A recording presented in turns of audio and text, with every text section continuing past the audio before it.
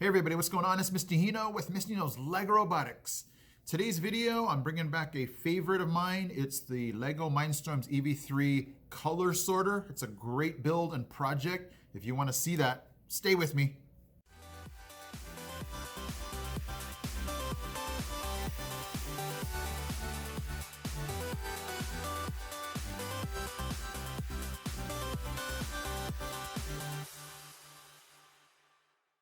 Okay, so my students, they do 4 projects in the given year that they always do. Like, it's not an extra project, it's just a project that we understand everyone's gonna eventually get to.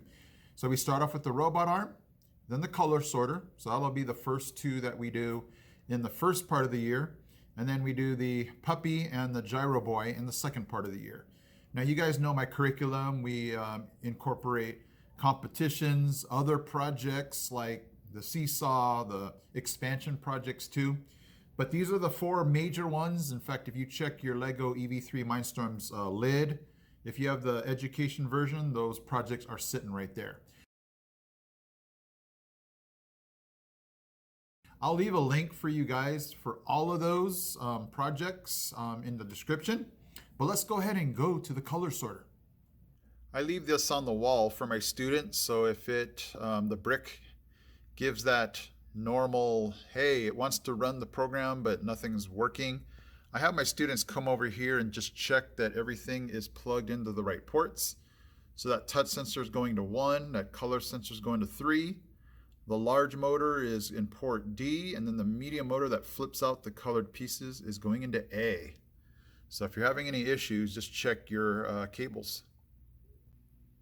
All right, here we go. Here's the color sorter.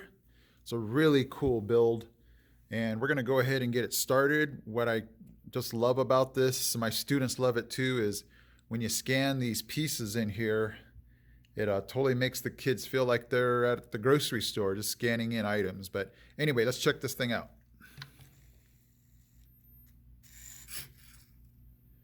So it utilizes this touch sensor here. So if you notice when this works, it always delivers the blue colored piece, and then when it comes back, it needs to hit this touch sensor. That's what activates the next color. So if you're having issues with that, a lot of times the sorter doesn't always come back and hit this touch sensor correctly. So that's something you might want to check if the sorter's not working perfectly.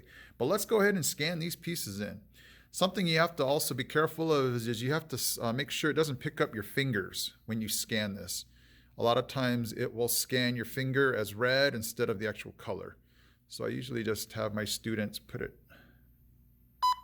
right over there, and then we just drop it in. We'll go red. See how that cool sound? Then green. Sometimes the color sorter does get green and blue mixed up. Sometimes I have to wipe the lens where it's just maybe not picking it up correctly. Let's try red. So there's 8 total. I don't have my students do all 8 if they don't want. I just have them check that it does sort 4 of them. And here we go. Let's watch this thing. Yellow. Red. Green. Blue. Blue. Red. Yellow.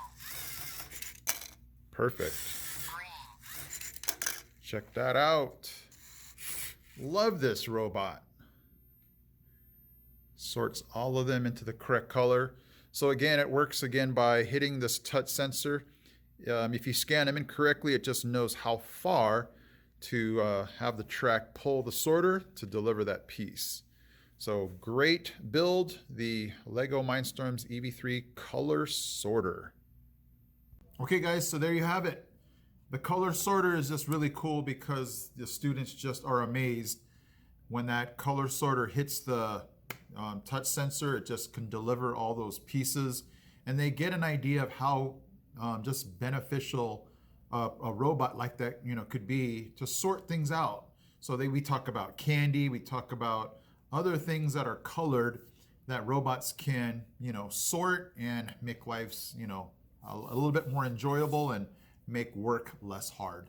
Okay, hopefully you've enjoyed that project. I am Mr. Hino from Hino's Lego Robotics. I'm out.